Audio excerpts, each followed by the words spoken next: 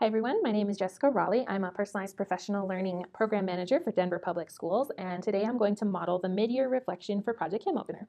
The first question I'm going to tackle is the required question, and it's a really hard one for me to answer because I see so many possibilities and so much potential for this project, just in the things that have been created so far and the things that we can do for it. I would say one of the biggest ones is connecting. I would really, really love to see this project open up opportunities for connections across our district and ideally outside of the district as well. I know that for me as a learner, I gain so much from my learning network, being able to contact my PLN on Twitter or on Google Plus, or being able to send an email to someone, or finding out that somebody else is doing something similar to what I'm doing and being able to say, oh my gosh, I would love to talk to you about that. Can I hear more about it? Can you show me examples? And so I think being able to do that with video and audio and photo from our classrooms is a really, really amazing way for us to not only support ourselves in our own practice and just to get more ideas, to keep ourselves growing and learning and enthusiastic about the things that we're doing, but also to really support our students better, because we're able to get ideas and share and give feedback to people who are doing the same things that we're doing. So I think that that's an amazing place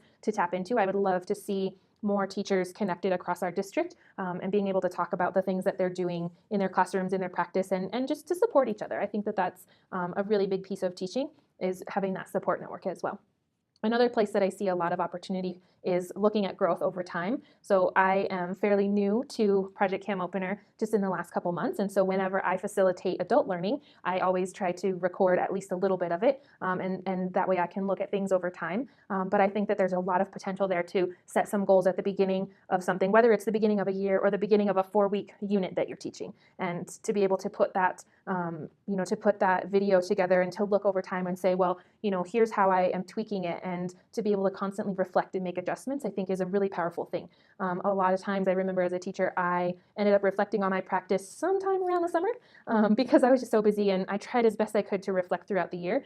Sometimes it's hard to have those, those artifacts to reflect upon. You have student work, and as best you can, you're reflecting on that. But I just think it's a really powerful thing to be able to look at video or look at photos, or even just to sort of force yourself to sit down for an hour on a weekend once a month, and to say, okay, this is where this unit, I thought it was going, it's actually going in this direction. What are the tweaks I need to make? And so I think that there's a lot of possibility there.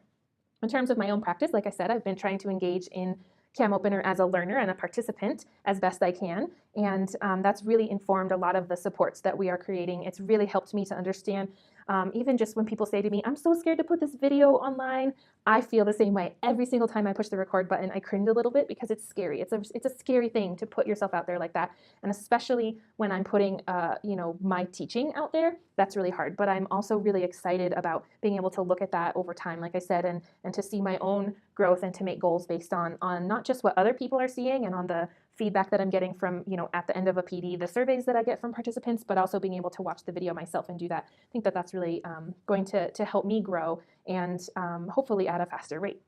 The other thing that I've noticed in terms of early successes and challenges is that when you fail, you learn really quickly. The first time that I used the swivel, I was recording a 2-hour session, and I ended up only getting about 20 minutes of it because I didn't take into account the fact that you can start and stop the video by using the marker on the microphone.